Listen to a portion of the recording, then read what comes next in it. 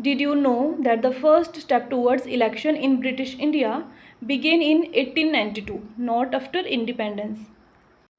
So the main reason behind this act was the growing demand of the Indian National Congress, which was established in 1885.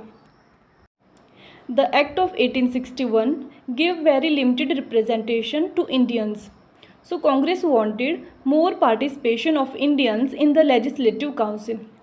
To satisfy the growing demand of Indians, British government passed the Indian Council Act 1892. In this act, they increased the number of additional member non-official. Remember that.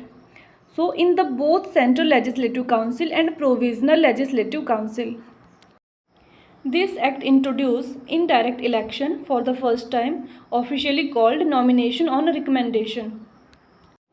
The members were given the right to discuss the annual budget, but they could not vote on the budget, right?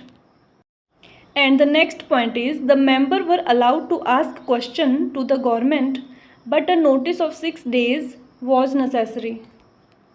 And the last point is more Indians were nominated in the council, but the official majority was always maintained. Another important feature was that even with these changes, the act had many limitations. There were no direct election, no power to vote on the budget, no power to pass or reject any resolution. Official majority was always maintained. Council had very limited legislative power, no responsible government. Let's talk about the significance.